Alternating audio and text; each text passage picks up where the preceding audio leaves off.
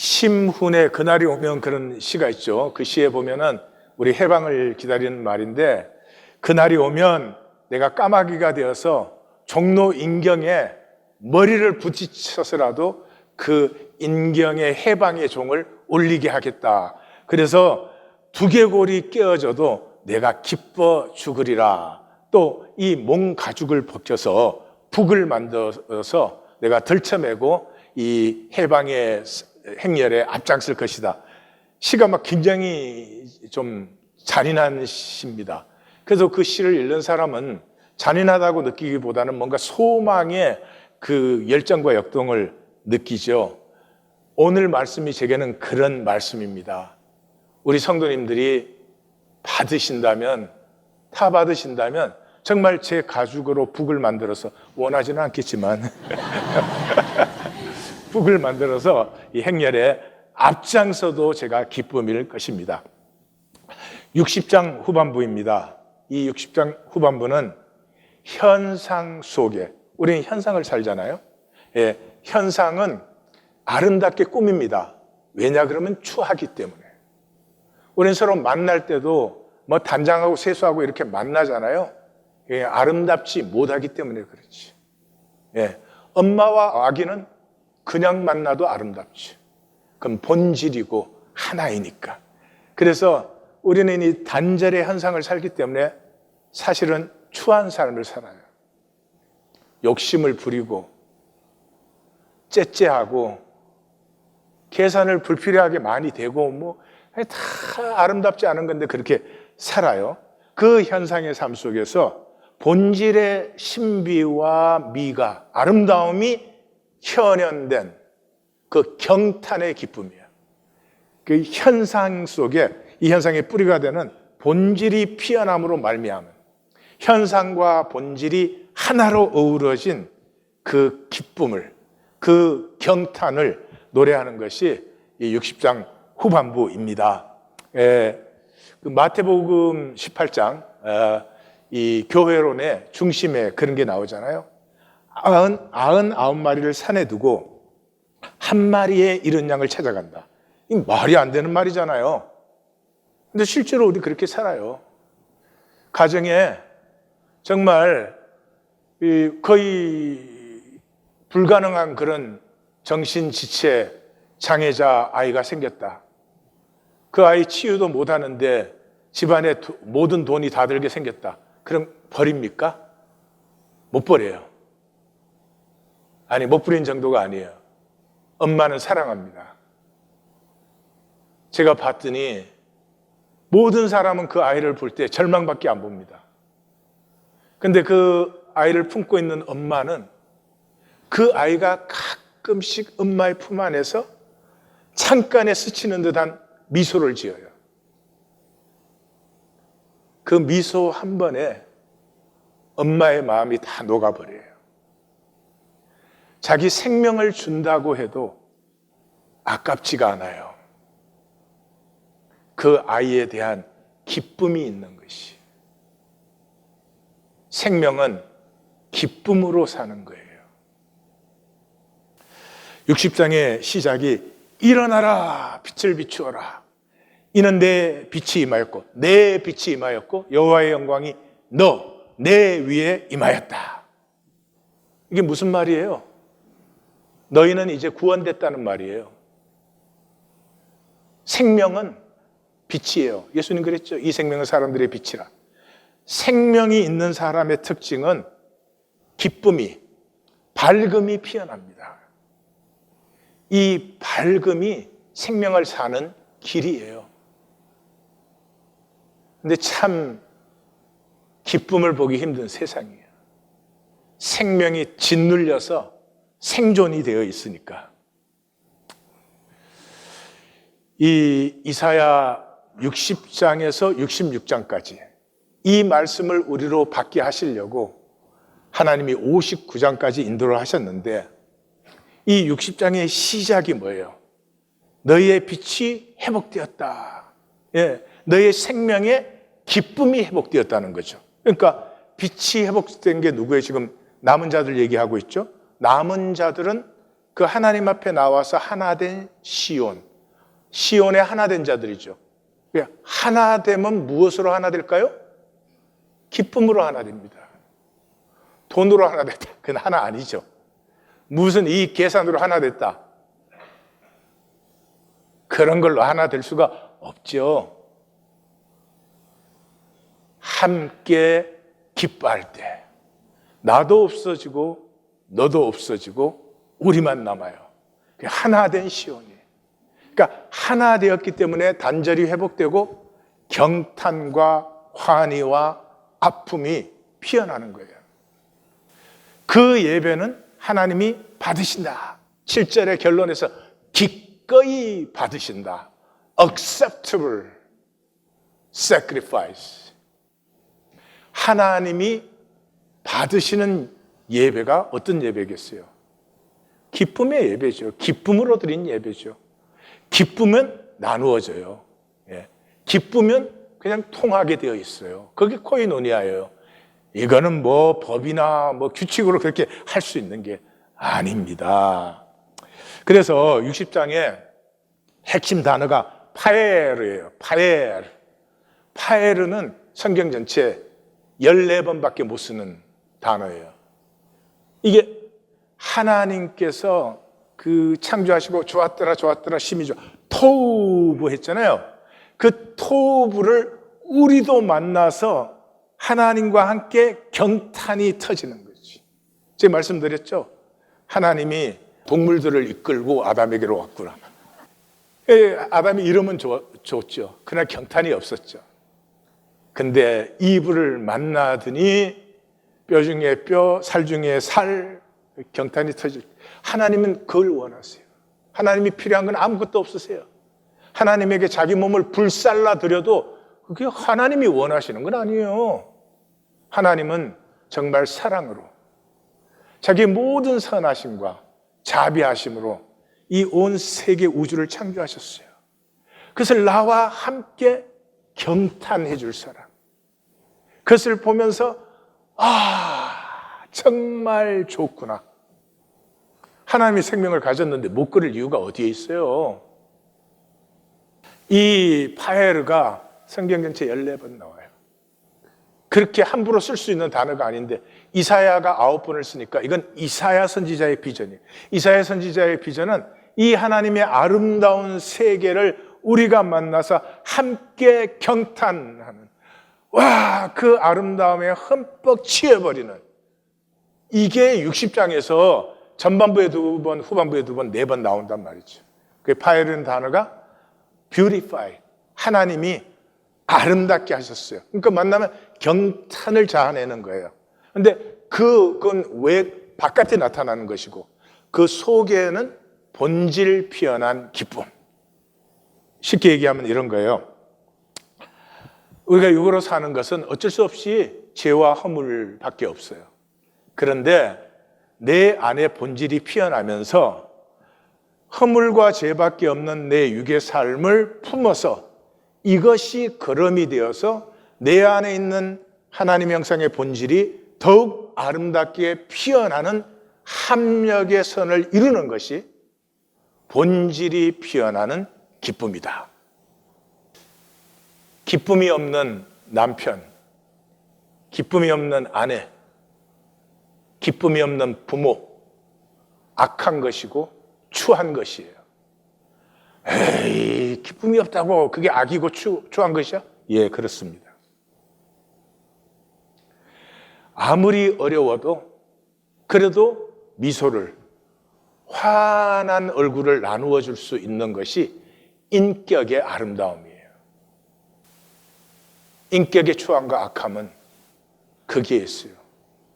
조건과 상황이 아무리 힘들어도 조건과 상황이 힘들다고 본질 자체의 가치를,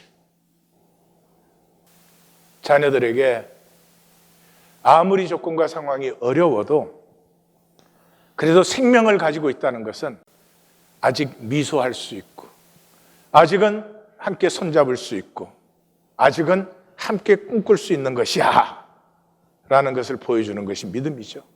13절에서 22절까지는 시온의 묵시입니다. 예, 세상의 모든 묵시는 끝이 파멸이에요. 세상의 묵시의 끝은 전부 파멸이에요. 당연히 그렇게 되어 있어요. 현상의 삶은 반드시 파멸로 끝나게 되어 있어요. 다시 말씀드립니다. 현상의 삶은 반드시 파멸로 끝납니다. 그러니까 이 시간 분명한 선택이 있어야 돼요. 나는 현상의 삶을 살 것인지 아니면 이 현상 속에 본질을 피울 것인지. 먼저 13절에서 18절은 하나님과 왕이 함께 기뻐하다는, 왕은 세계를 대표하는 것이죠. 하나님과 세계가 함께 기뻐하는 것이에요. 여호와가 레바논의 영광 곧 잣나무 소나무 황량목이 함께 내게 이르르고 내 거룩한 곳을 파에 아름답게 할 것이라. 내가 나의 발둘 곳 그 성전을 영화롭게 가베되어 여기는 글로리파이 할 것이다. 그러니까 하나님이 이 시온의 남은 자들, 하나님 앞에 나와서 하나 된 자들을 내가 경탄스럽게 할 것이다. 여기에서 중요한 건 여기 시온은 지명이 아니다 하는 걸 아셔야 돼요. 여기 이사야 선지서에서부터 시온은 더 이상 지명이 아니에요. 인격이에요, 인격. 하나님의 경탄스러움을, 그 아름다움을 받기 위해서 하나가 된 사람들. 우리는 개개인은 하나님의 영광을 핸들할 수 없습니다. 깨어진 우리가 하나 된 그 자리가 하나님의 영광을 받을 수 있는 자리예요. 그게 시온이에요. 그러므로 예루살렘이 거룩한 것은 이 땅의 모든 장소가 거룩함을 보여주는 거지, 예루살렘이라는 그 공간만 거룩하다 아니라 이 말이에요. 안식일이 거룩한 것은 생애의 모든 날들이 거룩함을 우리에게 말씀해 주시는 것이지, 안식일만 지키면 된다 그런 것이 아니다 이 말이에요. 그러니 왕이 화답합니다. 너를 괴롭히던 자손들은 몸을 굽혀 내게 나오고 너를 멸시하던 모든 자가 내 발 아래 엎드려 너를 일컬어 여호와의 성읍이라 하리라. 이스라엘의 거룩한 이의 시온이라 하리라. 본질은 단절되어 있기 때문에 아무리 치장을 해도 본질적으로 악하고 추합니다. 그 현상에 본질이 성육되면서 이 악함과 추함이 소멸되고 하나님의 아름다움이 회복돼요. 추상적인 얘기지만 우리 자신을 생각하면 아주 쉬워요. 육으로 사는 우리의 삶은 아무리 교양 있는 척, 아무리 믿는 척 해야, 죄송합니다, 어글리, 아름답지 않아요.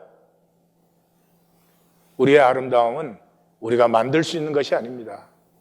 우리 안에 있는 하나님의 형상, 우리의 본질이 피어날 때 아름다운 것이죠. 그래서 하나님이 다시 응답하시죠.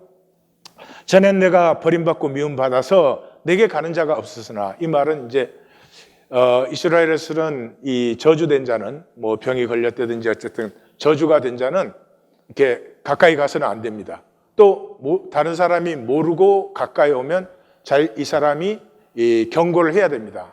나는 부정한 사람이로소이다, 나는 부정한 사람이로소이다, 이렇게 3번 경고해야 되는데, 그 경고를 안 해서 가까워지면은 그 사람이 부정해진 것이고, 그때 이 부정한 사람을 돌로 칠 수 있습니다. 그래서 여기서 내게 가는 자가 없다, 그 표현은 그런 말이에요. 그러더니 이제는 내가 너를 영원히 아름다움과 대대의 기쁨이 되게 하리니 너는 이방 나라들의 젖을 빨고 무당들의 젖을 빨고, 여기도 우리에게 어색한 표현인데, 젖은 이게 가장 귀하고 값진 영양소죠. 무엇보다 고대 사회에서는 왕실의 젖을 먹지 않은 자는 제왕의 후보 서열에 들어가지가 않습니다. 그래서 젖을 빤다고 하는 것은 가장 소중하다 그런 뜻이죠. 나 여호와는 내 구원자요 내 구속자요 야곱의 전능자인 줄 알리라. 구원자 구속자 다음에 야곱의 전능자가 나온 것은 이때 이스라엘은 멸망한 지가 벌써 몇 세기가 지나갔습니다. 그럼에도 불구하고 하나님은 선지자는 그 포로되고 잡혀간 자들이 다시스로부터 시작해서 돌아오는 이 꿈을 결코 버리지 않습니다. 생각해 보세요. 우리는 나라가 망하고 포로가 잡혀가서 721년에 잡혀가서 지금 이제 6세기니까 뭐 2세기가 넘었잖아요. 그러면 잊었죠. 하나님은 잊지 않아요. 내가 그들을 회복한다고 말씀하십니다.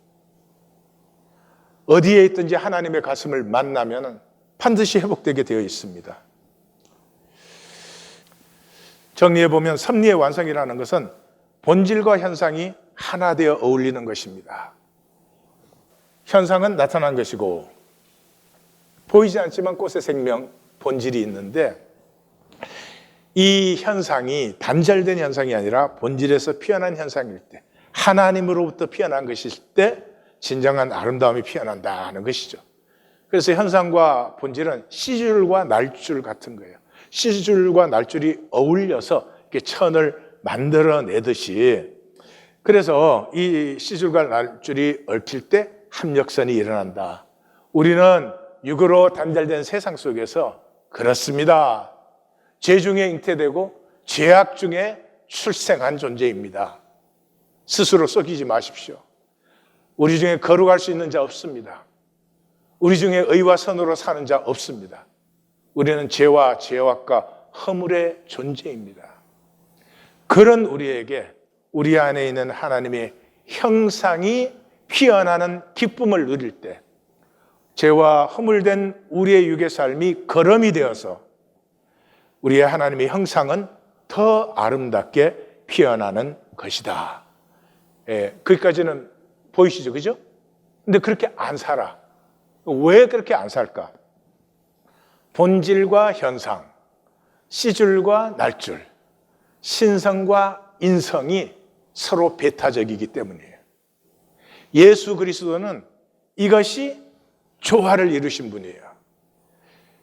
그분의 육체 속에 하나님이 온전히 나타나셨어요. 그래서 그분은 온전한 인간이시고 온전한 하나님이다.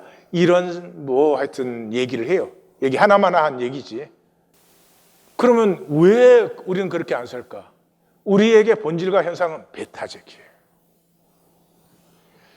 진실을 가꾸려고 하면, 믿음과 소망과 사랑을 살려고 하면은 현상적으로는 손해봐야 되고 양보해야 되고 그렇게 생각을 한단 말이에요. 그렇게 속아서 산단 말이에요. 그래서 이 본질의 아름다움을 볼 때까지는 우리는 절대로 현상 지키려고 몸부림을 치지 본질을 살 수 없어요. 그래서 예수님이 니고데모가 어떻게 해야 내가 하나님 나라에 들어갑니까? 하는데 그게 답변은 안 하시고 뭐라고 했어요? 거듭나지 아니하면 하나님 나라를 볼 수 없느니라. 본질계의 아름다움이 안 보이는데 어떻게 본질계를 살게, 내가 가르쳐주면 네가 살 것이니? 가르쳐준다고 네가 사라지겠느냐? 그런 말이죠.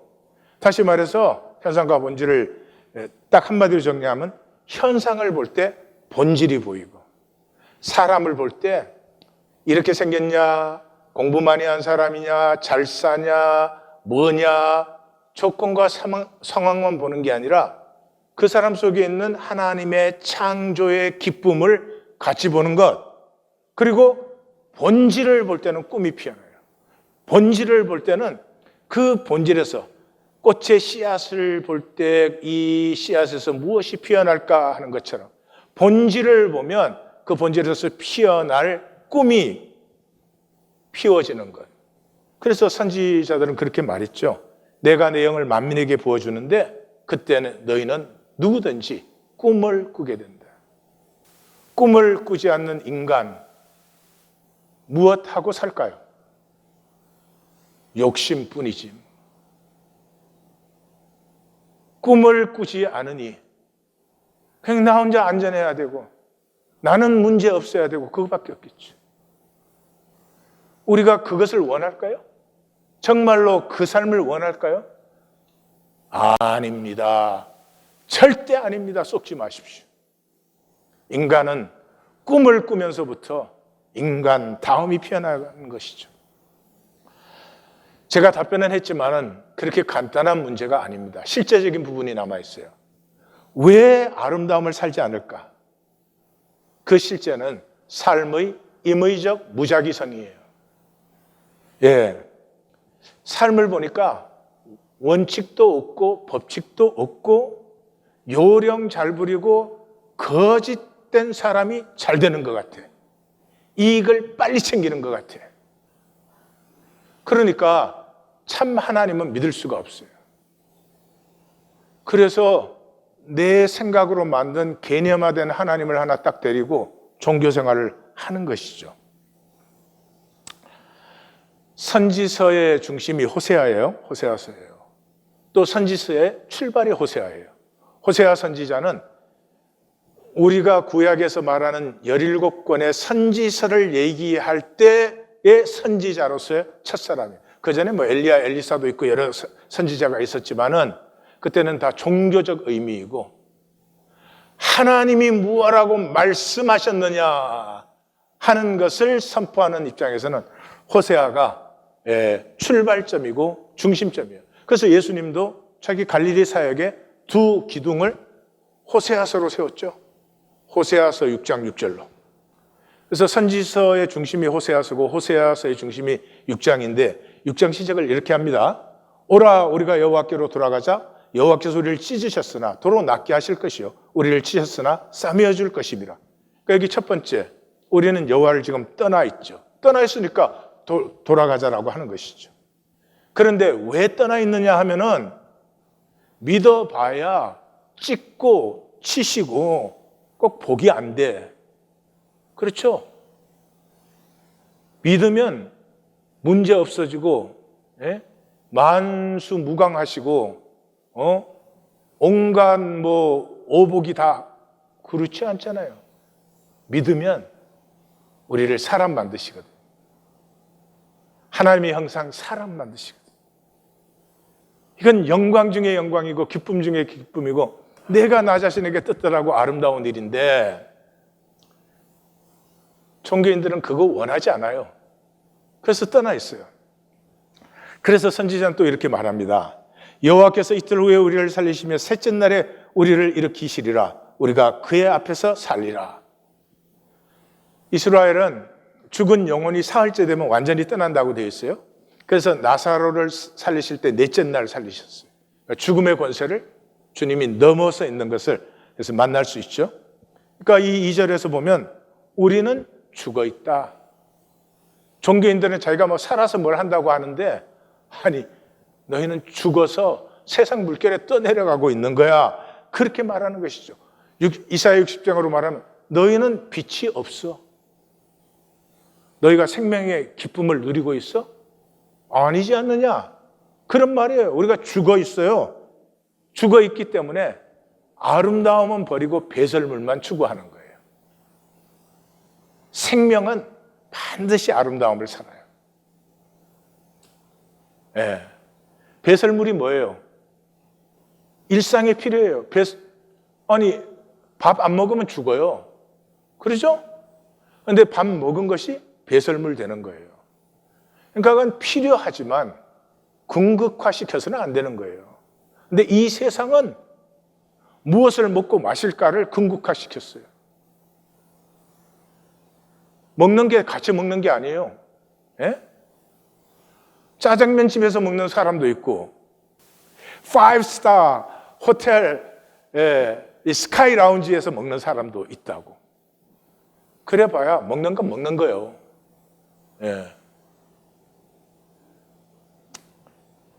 배설물은 필요한데 필요한 건 쓰면 되는 거예요. 근데 그걸 궁극화시켰다 이 말이에요. 사도 바울이 말한 배설물은 그런 거예요. 그러므로 우리가 여호와를 알자. 힘써 여호와를 알자.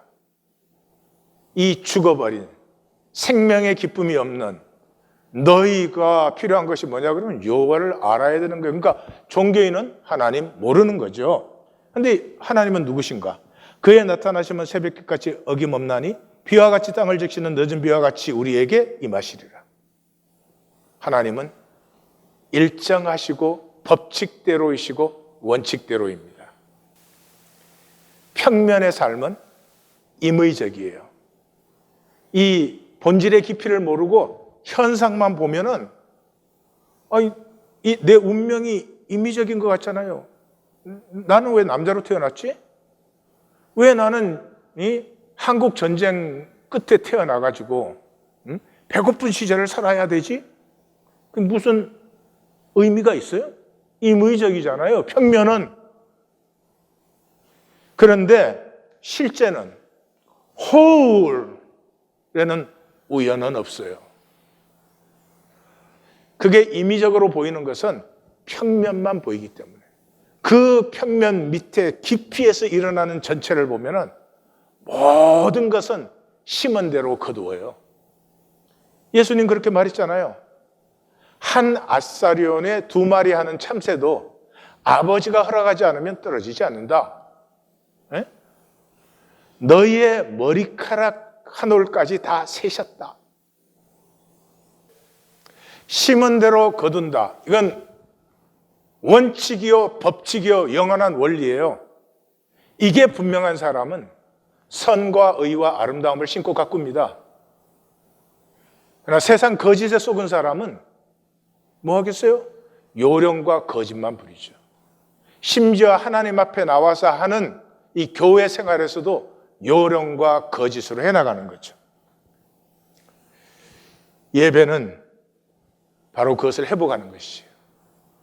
예배에서 임재가 회복되고 경외심이 회복될 때 본질의 입체성을 만나요. 내가 보던 겉을 넘어서 하나님 안에 깊이를 봅니다. 그래서 기쁨으로 예배를 드릴 때 내 가슴이 열려요. 이게 본질을 여는 열쇠예요. 기쁨이 열리면서 생명의 합력선이 이루어지는 거죠. 그래서 예배가 열릴 때 놀라운 복이 열립니다. 그건 뭐냐 그러면 스트레스가 샬롬이 돼요. 우리 세상에서 지금 단절의 세계 속에서 그러니까 내 것, 내 마음대로가 이게 중요한 이슈예요. 이렇게 안 살 수가 없어요. 이게 약해지면 굉장히 나만 불안해지는 게 아니라 가족이 불안해지고 그렇게 돼요. 그러니까 이게 엄청난 스트레스인데 스트레스 자체가 나쁜 건 아니죠. 그 스트레스에 샬롬이 임하는 거죠. 몸과 마음이 조화되기 시작해요. 현상과 본질이 하나 되듯이. 대표적인 것이 불면증이에요. 불면증은 잠 못 자는 게 아니에요. 못 잘까 봐 긴장하는 거예요. 그 왜 긴장해요? 자야 한다는 집착 때문에 그런 거죠. 이걸 저는 잘 모르지만 의학적으로 얘기하면 우리에게는 자율신경계가 있거든요. 자율신경계는 자기가 마음대로 하는 거예요. 우리가 컨트롤할 수 없는 거예요. 그러니까 심장의 맥박이 뛰는 거는 자율신경에 속해요. 내가 빨리 뛰게 했다가 늦게 그럴 수가 없는 거죠. 근데 이제 이 자율신경계에는 교장 선생님은 없고 교감만 있어요. 그래서 교감신경계와 부교감신경계가 있어요. 근데 하여튼 교감신경은 이렇게 우리가 alert 되고 conscious, 깨어나게 하는 것이에요. 그리고 부교감신경은 이렇게 의식이 잦아들고 자율신경계가 나를 덮게 만드는 거예요. 그러니까 잠잘 때는 교감신경계가 편안해지고 이 부교감신경계가 나를 덮으면 잠이 그냥 아니 피곤하고 자야 되는데 잠이 안 오다니까. 근데 이 불면증 얘기하는 이유가 우리가 얼마나 거꾸로 사느냐 이 말이에요. 하나님을 잘 믿어 보겠다고 몸부림을 쳐. 40일 금식을 하네, 산에 올라가서 소나무 뿌리를 뽑는 난리를 쳐요. 하나님은 사랑이시고 정말 아름다운 세계를 만드셨어요. 이것은 현상의 탕자의 과정을 지나서 완성이 되는 것이에요. 그래서 그 본질을 믿고 그걸 기쁨으로 받으면 생명의 아름다움이 절로 피어나는 거지. 어떻게 내가 내 생명을 아름답게 만들며 어떻게 아름답게 피울 수 있느냐 이런 말이죠. 그래서 구원은 통이에요. 통. 구원받은 사람은 하나님과 통하고 우주와 통해요. 이게 마태복음 18장이잖아요. 18장의 핵심 18, 19, 20절인데 18절이 뭐예요? 하늘과 땅이 통한다? 그러면 19절 너희 서로 통해서 두 사람이 하나 된 곳에 내가 함께한다. 그러므로 교회는 두세 가정이 내 안에서 교통하는 것이다. 그게 구원이에요. 근데 구원은 우주 영원에서 최고의 가치잖아요. 구원 이상 가치 있는 게 있어요? 구원은 우주 영원의 최고 가치예요. 그러므로 구원 받으면 그 순간에 달라집니다. 종교에 썩으시면 안 돼요. 종교는 이제 구원 받으면 그러면 이렇게 천천히 이렇게 막 어느 날 이렇게 절대로 오지 않는 어느 날 제가 한번 물어봅시다. 여러분이 만약에 로또 10억 불 당첨됐다. 그러면 그날로 달라질까요? 똑같을까요? 달라지지. 나를 절로 볼 거야 분명히. 그런데 구원을 받았는데 안 달라져요? 그럼 가짜 받은 거지. 종교에 가짜 받은 거지.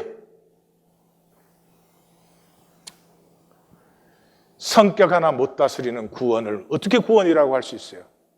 성격은 변하지가 않는 거예요. 그러나 성숙해지면은 내 성격의 부정적인 부분을 다스리고 긍정적인 부분을 복으로 나누어요. 근데 그 성격 다스림도 안 되는 구원을 구원이라고 하니 어떻게 그런 것에 쏟고 살 수 있느냐 하는 말입니다. 구원의 기쁨이 있는 가슴은요, 분명해요. 구원 받았다 그 말은 본질 세계가 열린 거 아니에요. 그러니까 이 본질 세계가, 영계가 더욱 알고 싶어져요. 정말 궁금해져요. 그 영계가 뭐요? 지리산 가서 만나는 거예요? 아니요. 이 말씀 속에 있는 세계예요. 이 글자가 아니고 이 글자가 표현하고자 하는 세계예요. 그게 궁금해져요. 그래서 말씀 듣고 나면은 집에 가서 다시 들어요. 도대체 어떻게 그렇게 이 본문을 가지고 얘기를 했을까? 나는 이렇게 만나는데 왜 이학권 성도는 그렇게 만날 수가 있었을까? 그냥 들어서 이게 해결되지 않죠. 노트를 놓고 다시 듣습니다. 노트를 듣고 다시 들은 사람은 본문을 열어서 다시 확인합니다. 이것이 정말 본문이 그런 얘기를 하고 있는 것이야? 이 본문에서 그런 것이 표현하고 있는 것이야? 그것이 구원받은 자입니다. 주일날 나와서 참석해 주시는 것. 적어도 하나님 교회에서는 구원받았다, 거듭났다 그런 소리 하시면 안 됩니다. 구원받았으면 하나님의 세계가, 말씀 속에 피어나는 세계가 점점 궁금하고 더 깊이 들어가고 맛보아 알고 싶게 되는 것이죠. 왕과 하나님은 서로 이렇게 주고받음으로 이 처들락을 끝냅니다. 내가 놋 대신 금, 철 대신 은, 나무 대신 놋, 돌 대신 철로 한다. 다시 말해서 차원 전환이 일어나는 것이에요. 그러면 여호와께서 나는 화평으로 관원을 삼고 공의로 감독을 삼는다. 그 왕이 하드웨어를 만들어진 곳에 하나님께서 소프트웨어를 완성시킨다. 그러니까 왕이 다시 강포한 일이 내 땅에 들리지 않고 황폐와 파멸이 내 나라에 없다. 내가 내 성벽을 구원이라 내 성문을 찬송이라 부를 것이라. 성벽은 당연히 구원이 돼야죠. 성벽이 있는데 구원이 안 되면 성벽을 왜 쌓았겠어요? 이 성문은 왜 있어요? 모든 좋은 것들이 들락날락 하려고 성문이 있는 거 아니에요. 그럼 뭐예요? 우리가 만든 현상에 본질이 피어나는 것이죠. 샬롬과 공의의 시온이, 본질이 현현된 이 시온, 기쁨이 피어난 것이에요. 그리고 오늘 본문은 그 아름다운 세계를 하나님과 왕이 함께 감격의 경탄으로, 종말적 경탄으로 마감을 합니다. 19절에서 왕이 다시는 낮에 해도 밤에 달도 내 빛이 되지 않고 오직 여호와가 내 영원한 빛이 되며 내 하나님이 내 영광이 된다. 이 해달빛, 물질 세계에 의존된 것이 아니라 하나님이 너의 본질과 그 자체가 되어준다.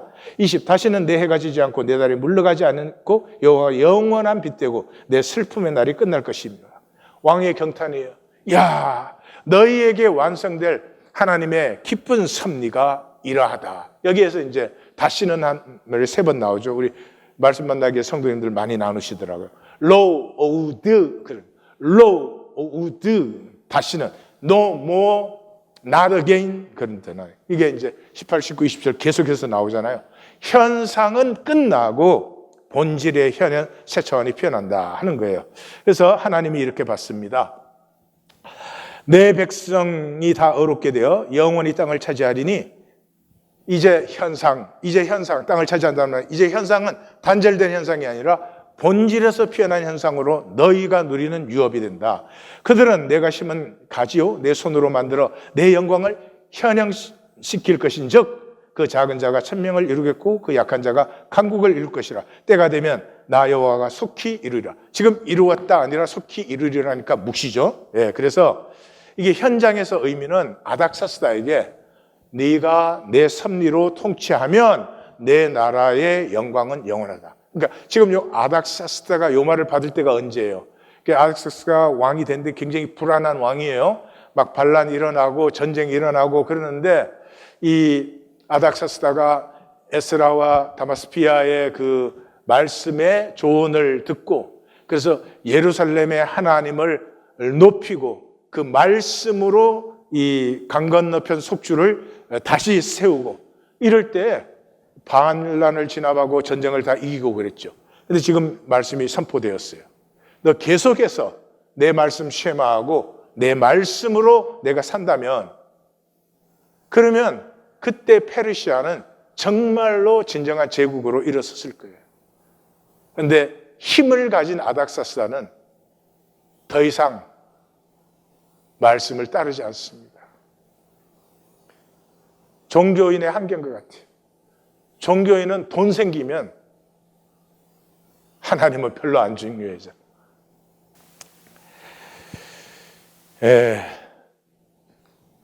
이게 이제 현장적인 의미예요. 그러나 본질적인 의미는 뭐예요? 추한 현상 세계는 끝나고 영원한 기쁨이 열린다. 기쁨이 없으면 욕심뿐이에요. 쓸데없이 욕심을 부려요. 배설물은 욕심 부릴 게 아니고 일용할 양식이면 돼요. 먹을 때 있으면 되는 거예요. 근데 지가 뭐 천년 만년치를 쌓아놓겠다, 뭐 자식 것 같이 쌓아놓겠다. 그게 행복을 주는지 안 주는지 모르잖아요. 정말 욕심은 무지막지한 거예요. 나는 항상 옳아야 돼. 나는 항상 잘나야 돼. 하나님의 말씀까지도 나한테 맞춰갖고 비틀어버려요. 자, 남은 자들을 위한 묵시는 현상의 이 본질이 피어나 현상의 얽힌 본질, 현상의 날줄과 시질이 얽혀서 이렇게 하나님의 가슴에 있던 아름다운 세계가 피어난다 하는 것이에요. 이것의 중심은 성경은 이원론이에요. 이원론이 아니에요. 이렇게 사탄은 악한 신이고 하나님은 선한 신이고 그런 게 아니에요. 사탄까지도 하나님의 섭리의 도구일 뿐이에요. 이 이론론을 모르기 때문에 세상은 평면이 전부예요. 평면이 전부니까 뭘로 살아요? 요령과 거짓으로 살아요. 요령과 거짓으로 사야 이익을 챙긴다고 생각해요. 종교인은 분열증 환자예요. 요령과 거짓으로 하나님의 복을 받는다 이래요. 그럼 그 하나님이 도대체 어떤 하나님이 되는 거예요? 말이 안 되는 일이죠. 오늘 세상의 묵시 중에 하나인 100년의 고독을 나눕니다. 가브리엘 가르시아 마르케스의 작품인데 부엔디아라는 말은 good time이라는 뜻이에요. 그러니까 유토피아. 부엔디아 가문의 100년의 이야기, 한 세기예요. 한 세기라고 하는 건 한 세상을 말해요.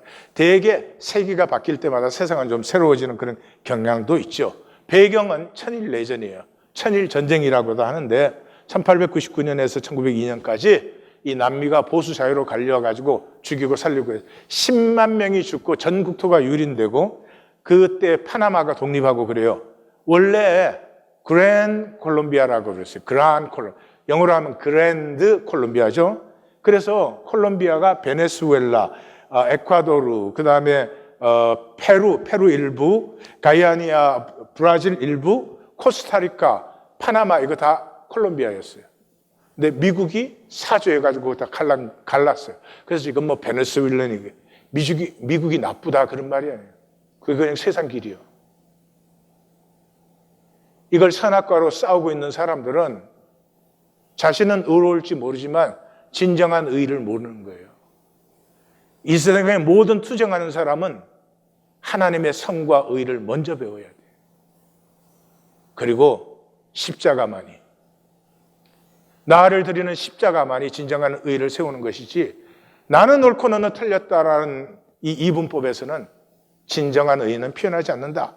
이 가브리엘 가르시아 마르케스는 글과 그림을 좋아했는데 집에서 우리 한국이 굉장히 남미랑 비슷한 것 같아요. 야, 검사가 돼야지, 검사. 응? 그래가지고 법학을 시켰는데 공부가 너무 싫어가지고 중퇴하고 기자 생활을 하는데 정부 비판하는 글을 썼다가 유럽 특파원이라는 명목으로 쫓겨나 버렸어요. 평생에 피델 카스트로하고 우정을 나누고 친했어요. 근데 제가 만약에 정확하게 봤다면 끝에 가서 피델 카스트로와 마르케스의 길은 완전히 달라졌습니다. 그렇다고 사람이 갈라진 건 아니에요. 그러나 두 사람의 지향점은 분명히 달라졌어요. 외갓집에서 자라나는데 외할머니가 이야기꾼이었어요. 그러니까 훌륭한 사람을 만들려면 이야기꾼 외할머니를 두세요. 이 외할머니가 야, 그러지 말아라, 이래야 된다, 이게 옳다, 이러면 빨리 쫓아내시고 이야기꾼을. 그래서 1982년 노벨상을 받았고, 저는 마르케스를 좋아하고 잘 기억되는 이유가 제가 한국을 떠날 때 마지막 읽은 책이 아무도 대령에게 편지하지 않았다 하는 그 마르케스의 책이었어요. 그래서 이 마르케스의 말은 한마디로 얘기는 not comprehend, but the embrace. 인생살이라는 건 내가 이해하는 대상이 아니에요. 가슴으로 품는 것이에요. 품으려면 깊이가 있어야 되는 것이죠. 근데 우리 이 세상은 전부 우리가 이해해서 조작하고 만들어요.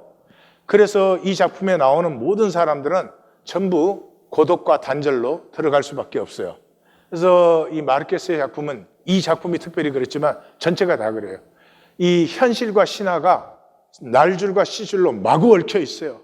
그래서 이 작품에도 보면 날아가는 양탄자, 승천, 정조대, 그 다음에 돼지꼬리 달린 아이, 그 다음에 노란 꽃비, 밤새도록 내리는 노란 꽃비, 4년 11개월 이틀간의 홍수, 동물의 막 엄청난 번식, 집시의 그 양피지 묵시, 신기루처럼 사라진 도시, 이런 것들이 나와요. 성경을 읽으실 때 하나님의 이야기를 들으세요. 이 글자 읽고 내 머리로 피겨 아웃 하지 말고, 하나님은 나에게 무슨 얘기를 들려주고 싶어 하시는 것일까? 그렇게 읽으시면 분명히 듣습니다. 너 힘든 거 아는데 너 끝까지 그렇게 살면 안 되는 거 아니니? 너 왜 망하는 길로 자꾸 네랑 네 가족 다 데리고 들어가는 거야? 분명히 들립니다. 그런 이야기를 만나세요. 하나님의 이야기를 이거 가지고 논문 쓰고 학위 받고 그런 것보다는, 그래서 이 얘기가 너무 6대, 돼지꼬리 아이까지 7대예요. 6대 간에 뭐 온갖 사람의 얘기니까 이게 복잡하니까 사람들이 이제 가계도를 그려놓고 이렇게 옆에 적어가면서 읽어요. 그게 다 읽을 줄을 모르는 사람들이에요. 그래서 저 가계도인데 보시면 이 여러분 쪽에서 이 왼쪽은 아르카디오로 내려가죠. 오른쪽은 아우렐리아노로 내려가요. 그 아르카디오는 좀 이 외향적인 사람들이고 아우렐리아노는 좀 내향적인 사람들이고 뭐 그런 면이 있어요. 그런데 이 사람들 하나하나에 일어나는 사건이 중요하지 않아요. 이게 마르케스의 아주 매력이에요. 우리의 삶에 일어나는 일들이 중요하지 않아요.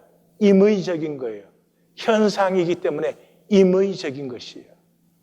그 사건들이 의미를 가지기 시작하고 그 사건들을 통해서 본질이 피어나게 되는 것은 그 임의적 사건 속에 숨어 있는 그 본질 세계를 만날 때예요. 그러니까 이 얘기 자꾸 논리적으로 해석한 사람들 해석 보면 정말 답답해요. 저렇게 무슨 뭐 문학 비평이니 뭐니 하면서 저렇게 엉터리일 수가 있을까 싶은 생각이 듭니다. 이게 60년대 그 소설의 죽음이라는 게 이제 한창 얘기될 때예요. 예, 그때 이제 사르트르의 구토, 까미의 이방인, 카프카의 변신, 성, 심판 이런 작품들 아마 읽어보시거나 읽어보려고 노력 한번 해봤을 거예요. 근데 이해도 안 되고 골치가 너무 아파. 왜냐 그러면 어떤 이념의 소설을 도구화시켜가지고 너무 난해하고 자기적이야. 근데 사실은 간단한 얘기하는데 왜 그렇게 어렵게 얘기하는지 몰라.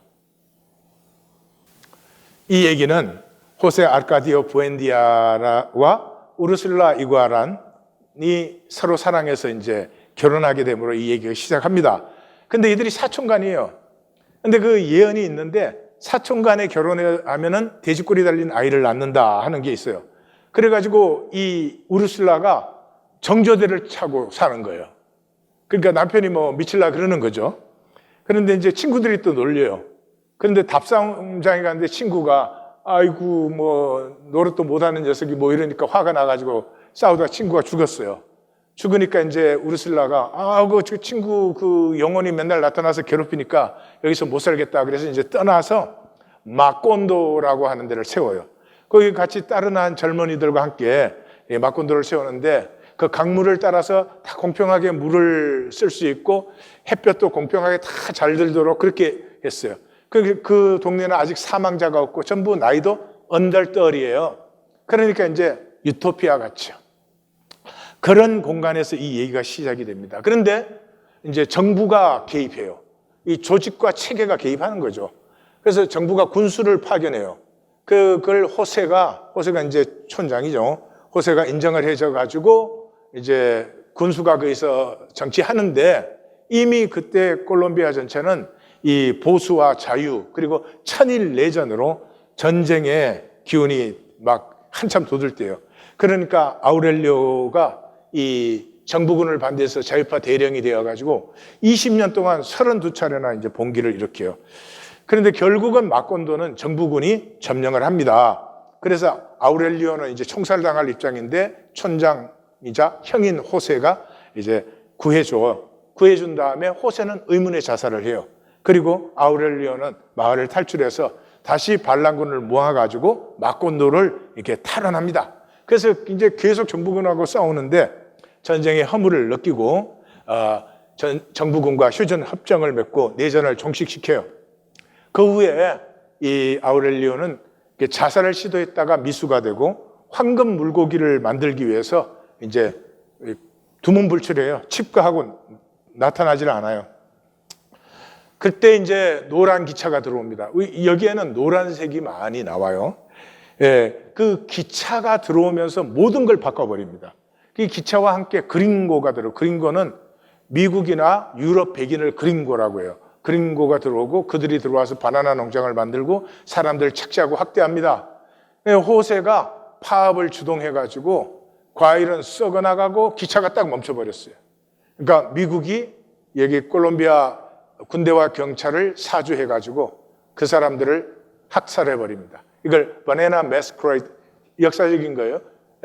바나나 매스크레이드라고 해서 그 엄청난 학살이 있었어요. 그래서 호세만 그 중에 살아남아가지고 그 역시 또 직가합니다. 두문불출합니다. 그때로부터 4년 11개월 2일 동안에 엄청난 장마가 쏟아져서 홍수가 일어나고 끝나자마자 10년 동안의 가뭄이 일어나서 이 마을은 멸망하게 됩니다. 그 멸망의 시기에 이 부모를 알지 못하는 아우렐리오라고 하는 사생아가 아마란타라고 하는 벨기에 유학 갔다 돌아온 여성과 사랑을 합니다. 근데 사실은 이모예요. 이모인데 사생아니까 모르는 거죠. 그래서 결혼을 했는데 돼지꼬리 달린 아이를 낳았다. 그리고 그때 우르슬라 일대가 비로소 사망합니다. 그러니까 한 120살 이렇게 됐겠죠. 그리고 이 작품은 이렇게 마감합니다. 100년 동안 고독에 시달린 종족은 이 세상에 다시 태어날 수 없다. 한 세계를 절망과 우울로 보낸 족속은 다시 생명이 없다. 그런 뜻입니다. 하나님이 형상을 주셔서 우리를 창조하셨는데 나는 모르고 조건과 사망만 들여다보니까 임의적이고 무작위적인 이 현상에 우리는 너무나 우울하고 절망적입니다. 그 속에서 마콘도의 사람들은 자기 지키기에 급급합니다.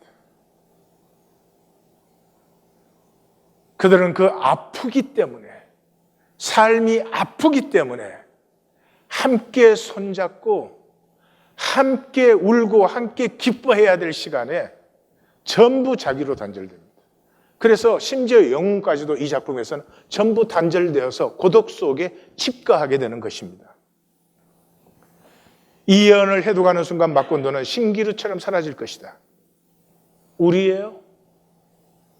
우리가 반드시 만납니다. 거짓으로 사는 삶의 결국은 멸망이다. 결국 만나요. 거짓으로 살았으니까. 그러니까 안 살았지. 생명을 주셨지만. 그런데 내 생각 돌아가는 동안은 이거 절대로 안 믿죠. 내 생각으로 내 세계를 만들고 있으니까. 근데 그것이 진실이구나를 만나는 순간이 언제예요? 내가 멸망하는 순간이죠. 이 작품은 전부 건친관계에 빠져 있습니다. 많은 해석가들이 여기에다가 중점을 두는데 아니 그 일가족이 싹 같이 갔으니까 건친관계 할 수밖에 없지. 그런 것이 아니고 인간 게임에 빠진 인류의 우매함이에요. 우리 인간은 인간 게임.